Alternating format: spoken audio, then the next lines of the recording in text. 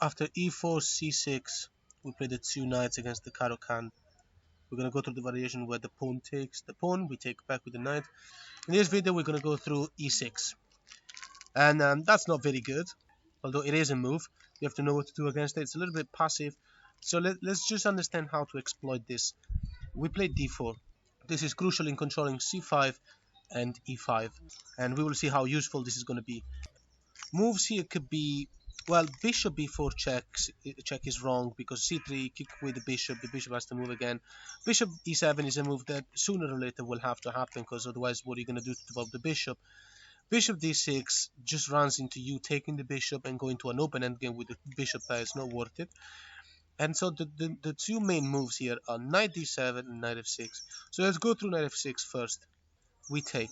And now the queen can take or the pawn can take. Let's go through queen takes first.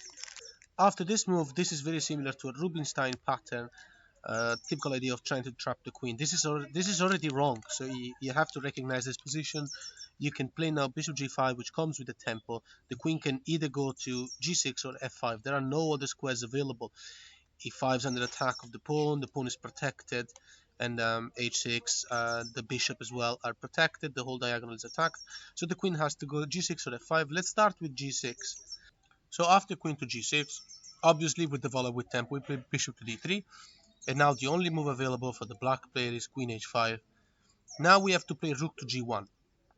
Right now we're threatening a move. If it were our turn to move again, we will play g4 and win the queen. After g4, the queen has no access to h4, h3 neither, because after g4, see, h3 is met by rook g3. Pawn is defended by the knight, and the queen is trapped. So that's the threat. We're threatening g4. Now, there's only two ways to stop this, which is f6 or f5. Let's start with f5, then we will look at f6. Now we play queen to e2, putting pressure on the e6 square. If you've seen some of my previous videos about the Caro-Kann, you'll realize how the square e6 is always under fire. And now we're threatening bishop takes f5. So what can black do to stop it? We're going to be winning a pawn. Our position is amazing. Black's only developed the queen, and we're about to long castle as well. If black stops it with g6, which is the move the computer plays, because there's basically no other move that makes sense, unless the black player doesn't want to just ignore the free material loss. So he's going to lose the f5 pawn, and then there's going to be pressure on the e6 pawn. So after g6, white plays queen e5, attacking the rook. Only move to save the rook is rook to g8. And now queen to f6, threatening queen to d8, obviously. And that is unstoppable. What can black do? Bishop e7 is met by checkmate. So if bishop d7, for example, you play queen check, king moves, knight check, and then king moves, and this is checkmate. So if knight to d7, which protects the square e5, then simply queen takes, and now black has to block with the bishop, and that's it. So black's best move here, although it's pointless to even continue, is h6. That gives this square h7 available for the king, but it doesn't really matter too much. Queen d8 check, king moves, knight check, only move is king g7, and now we check with the bishop. King can only go to h7, and now the queen goes to c7. That's a check. So let's have a look at bishop blocks in g7. We play g4, and there's two options basically: either the pawn takes or the queen goes away, maybe h2 attacking the rook. If pawn takes, we play queen f7. It's a great move, and we're going to be winning this game. This is now it's just we're threatening too much stuff. Rook f8 to attack the queen is not possible because we win and checkmate. The bishop is pinned. None of these pieces on the queen side can do anything. The pawn in g6 is pinned. If the queen goes away, we're still going to go through the threat of bishop of queen to g6. It's inevitable. If black were to play anything, so let's say king moves, then we have knight g6 check. If things stay like this, black plays, I don't know, knight d7 or anything else, we have this checkmate. This is check. If the king goes up, we have a checkmate here. If the queen takes, we have a check. King moves, and then we have this mate. So as we said in this variation, with the bishop blocks, we play g4. What happens if the queen goes down? We still play queen f7 with the threat of queen g6 check, king moves up, and then knight f7 mate. We don't care about losing the rook with check, because then king e2 here, black has no more checks. Queen g4 is protected by the knight. There are no more checks, and nothing stops us from continuing the attack. So in this position, if black blocks, let's say with the bishop, white simply takes the rook. So queen b7, the knight can't move without getting taken. It's free piece, and queen going to h2 is not a problem because we're going to long castle, and we still have a lot of stuff going on. We have double attack on this bishop, and we also have an attack on the rook. It's going to be very easy endgame. So let's make a recap. As you saw in the previous lines that I've just showed, all of the moves were pretty much forced. I mean, there were several options, but you can tell the attack was very strong because after now we're playing e6, d4, knight f6. After this swap of the knight and black taking back with the queen, we played a bunch of forced moves, and that led us to have an advantage. Bishop g5, and let's go one more time through the variation of queen g6 because we have to go through what happens after bishop b3, and now black playing the only move, which is queen h5, and it's good to recap. We're going to play rook g1, threatening g4, winning the queen after rook g3 when the queen goes to h3. And now we went through f5 before. Let's go to f6. Things are slightly different now. We still have to play g4, and now the queen has an escape, which is queen f7. It's the whole point of pushing the f pawn. Now we play bishop back to d2. We had to save the bishop from the pawn, but look at black's position and understand how things are going. The black player will not be able to castle alongside. It's terrible. First of all, it will take some time. This bishop doesn't really have an escape. Even bishop to d7 or even b5 to get the bishop out, or probably b6. The bishop might go to a6 to get developed, but that will just create more empty squares around the king when he will castle and create less safety. The black player will be happy to castle if the pawns were to stay like this at the very least, because and even like this they're actually not looking very good, especially we will have a very strong bishop in future occasion. And it's going to take less time for the black player to castle short side, but also the short side castle looks horrible. We are threatening things like pushing this pawn to g5, remember this pattern. h4 is coming as well, swapping everything. We will have a lot of attacking chances. These bishops look like knives, and after queen e2 and long castle with an easy street. So black has to move. So let's look at bishop to d6 to make an example of the black player developing the bishop in order to castle. We play g5, obviously. We are interested in swapping pawns, so to create empty squares. So let's quickly mention how wrong things go after pawn takes. Simply knight takes, we have double attack on h7, and the black player has no checks, so he has to go to g8. Basically the computer moves the queen to g8. And now we play queen e2. We put pressure on this square. We're not going to be able to take it yet, but we can apply more and more pressure after even a move like bishop f5, but it depends on how black plays. White's position is much better. A move like h6 cannot be played because of bishop g6 check, and then the king will have to move. If the king moves to e7, we play knight f7, and we already win the exchange. This rook is gone, and it's a terrible position for black, especially after white long castles. If the king goes to, after bishop to g6, the king goes to f8, we could play knight to e4 with an attack on the bishop. We're trying to win the bishop for free. Bishop e7 will be met by queen f3, and the king can't go anywhere, so this is going to be a checkmate. Black blocking doesn't make a difference because we can just take, pawn takes, or if the pawn doesn't take, we're then going to win more and more material. And then taking back the queen blocks, and then we take and checkmate.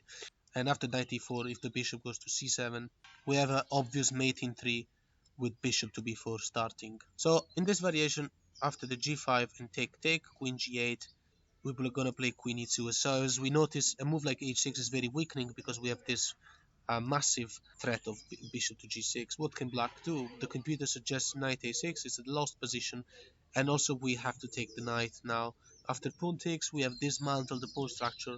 Black has 3 pawn islands of isolated pawns, and now white simply castles long and prepares to put the rook to e1 and put more and more attack over a square that cannot be defended enough times. After castling, a move like h6 might seem possible because the light square bishop is gone, but we're going to play knight e4, attacking the bishop. And after knight to e4, this is deadly. White is like +8 in the engine evaluation. The bishop cannot move away from the protection of the square f6 because knight f6 wins the game, right? This is check, we're going to take the queen, and the pawn taking, basically we win the queen with the rook, and a move like bishop to e7 to put more attack over the square f6 is met by bishop to f4, and the idea is to play bishop to e5 to put more pressure over the square g7, preventing the pawn from moving. After bishop e5 there will be a threat of queen h5, which is very strong. Best move by black now is rook to h7 according to the engine, which makes sense if the idea to push g5 and put the rook in f7 eventually to make it useful. White continues with knight to c5. We don't care about getting our pawn doubled up, we don't care about even our knight, because it is an open endgame after all, and we kind of want to deprive our opponent of the bishop pair. We have a threat of queen to f3 right now to allow the rook from coming to e1 and put pressure on the pawn as well, together with the knight. We need to put our less strong piece in front, so we're not going to attack e6 with the queen first, because that will favor the swappings, and we don't really need to make that happen. For example, if the bishop takes the knight, we take the pawn, and now we're threatening queen h5, which is a killer move because we have the bishop getting an outpost here. It's tremendous. I mean, look at this endgame, look at the pawn structure of our opponent, and look at the activity of our pieces and the opponent's pieces. So it's a completely lost endgame. So a more serious line doesn't see the bishop taking the knight, because black at least wants to keep the bishop pair. But what can black do? Develop the bishop to b7 is not possible, it gets taken. Develop the bishop to d7, loses. Um, Look up, also rook b8 is not possible, so black cannot activate the rook. After bishop to d7 we can play this, exploiting the weakness. g6 will be met by rook just going there to g6, attacking the queen and threatening a discover attack, which looks really nasty. And after the king can't move to f8 because knight takes bishop with check. After king moves we play knight check. King can't go to e8 because the queen can't go to c7 because of the bishop. He has to move. And after queen a5, now we have a checkmate in a very few moves. We're threatening a checkmate in c7. So king takes knight doesn't help because then we checkmate. And bishop to d8 or queen to d8 is taken by the knight. Bishop to d8 is met by knight check. Only move available because these two are taken is king b8, and now queen a6 is checkmate unavoidable. So let's make one last recap, just so that we familiarize with the pattern. And so pawn takes, and then e6, we play d4. Knight f6 is a mistake. We will punish by taking immediately. Queen takes comes with an attack. Bishop g5. Let's look at queen g6, because we have one more thing to look at. Bishop d3, queen h5. This move is forced. And then rook g1, threatening g4. Always keep that in mind, because it's not that easy to see, especially if you're playing blitz. G4 and rook g3 is the threat. f6 and we play g4. Queen has to go to f7, only move. So as you can see, all of these moves are forced. And now we retreat the bishop to d2. And after bishop to d6 we went to g5. We have seen how wrong things will get if black dares taking the pawn. At the same time, black is in a lot of pressure right now because we're threatening to swap a lot of stuff, and this rook is about to become really good. So now the best move by black is queen back to h5, because the queen doesn't have to fear the g4 pawn move anymore because the g pawn is advanced. And that is the best move. It's putting more pressure on h2 together with the bishop, although it's definitely not recommendable to get there soon. But the black queen is now more active, and black is getting ready to castle. White continues with the usual queen e2. And now let's have a look at this idea. Black castling. How do we exploit this in our favor? We take the pawn. Of course the pawn cannot take back. The idea of pushing the g pawn, as I said already, is that we want to swap stuff. And if black took as he took in the previous line, then you know the disaster that will happen. In this case, black didn't take, so we are going to take him. And then rook takes back. You can tell that white is better here, but it looks like black is playing a more decent game. After this we play knight to g5, and we're threatening the square h7, obviously, with two pieces. Also there's an attack on the queen. Best move by black is to take the queen, and now we have to take with the king in order to keep the pressure of the square h7. So rook g6 is not possible because of the bishop. A move like h6 is met by knight e4, and white wins material with attacking two pieces, and they cannot really defend each other. I mean, yes, the lower piece can defend the better piece, but you can take it and you win the exchange. A move like rook to f5 is the suggested move by the engine. It's the best move because it stops the whole thing from happening. Remember that the threat is not only bishop h7, but also what happens after the knight moves and when the bishop and the rook are called into the game. So we take the rook, pawn takes, and we're just transitioning to a winning endgame. We're just gonna play moves like rook a to e1, and after knight to d7 and knight to e6. I'm just playing on a few moves of what are the best moves by both sides. And after g6, as we were putting a lot of pressure on g7 and bishop f4, looking for swaps. White is completely winning. Let's just see a couple of more moves. Bishop moving back to e7, refusing the swap also because black is down immaterial. You want to keep the bishop pair. Is met by knight c7, attacking the rook. Rook moves, and now the king moves to d2 with an attack on the bishop. Bishop checks the best move because after c3 the bishop goes back and attacks the knight, but then rook e8 comes. Let's check, the king moves and we double up the rooks, and we can definitely stop it here. So let's do the last recap.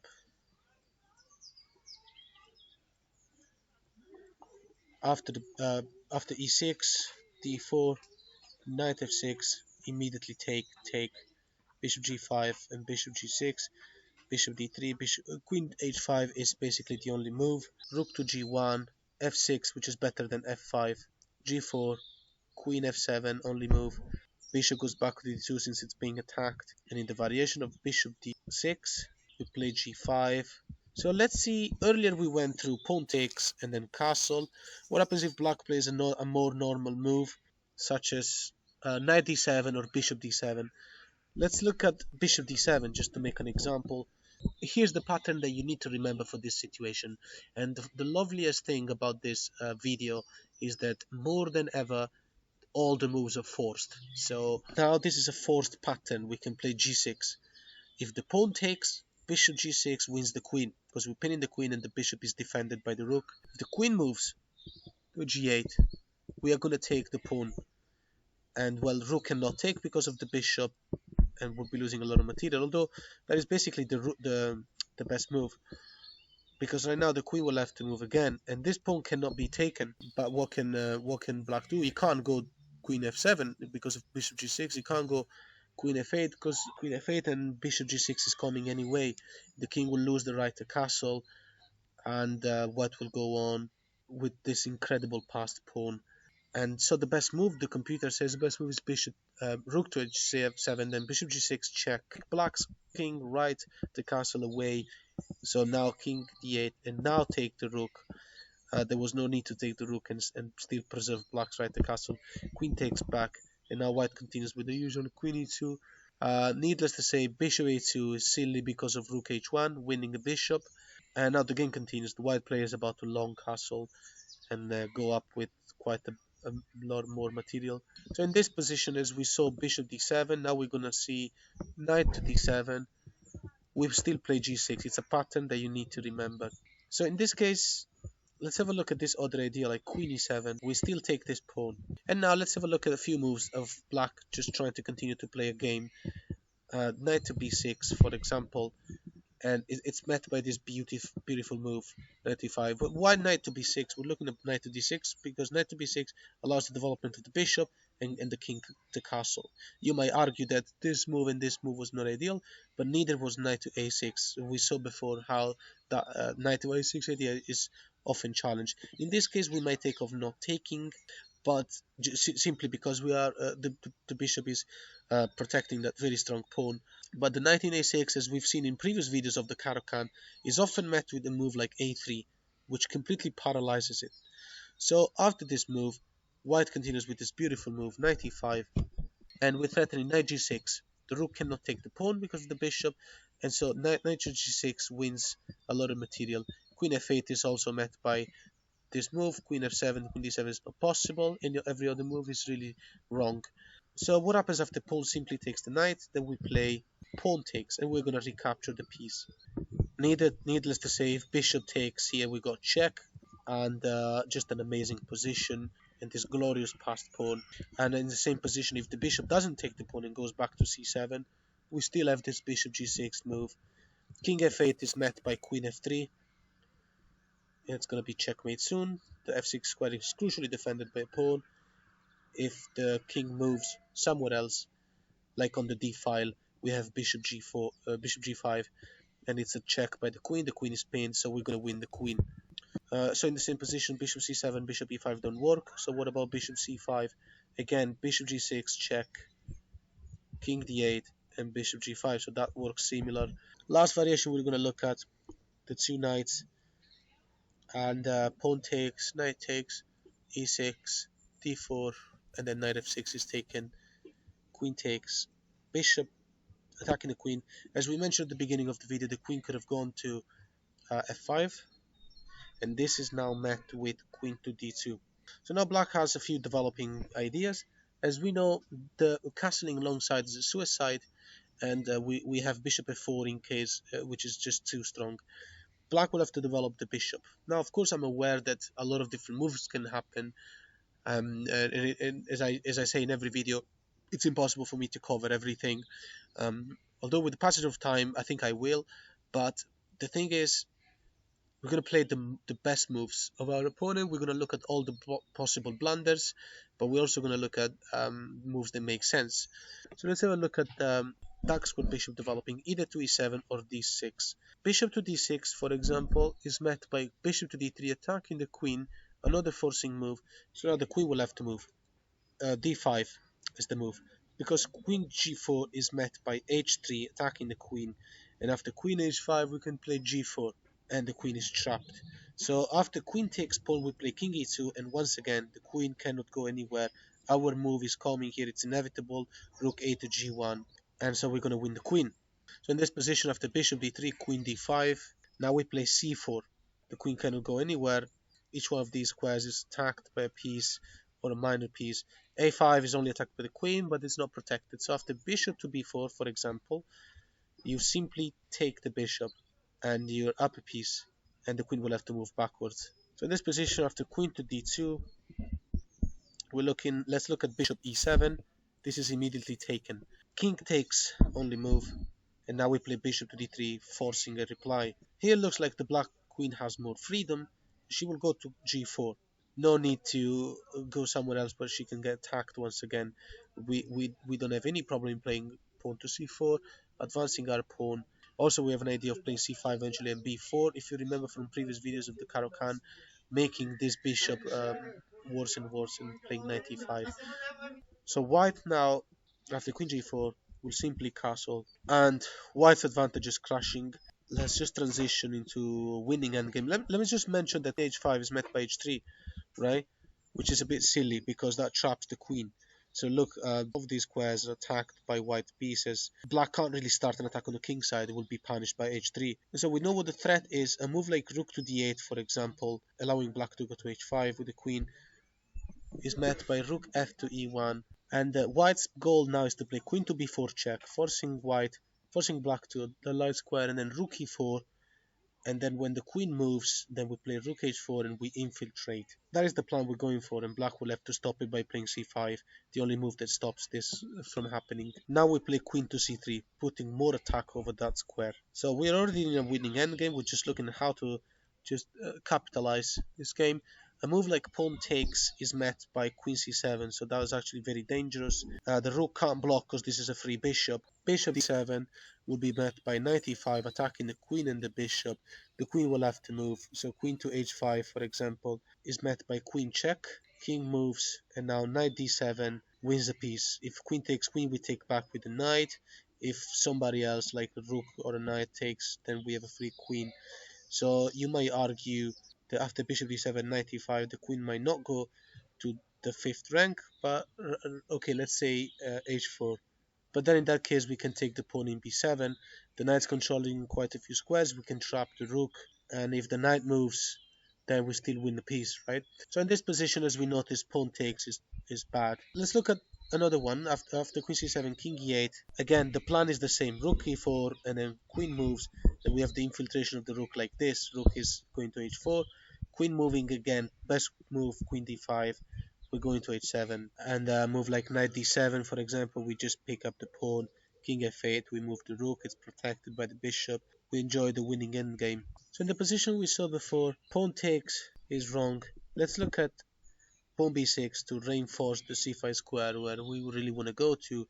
This is met by bishop e4.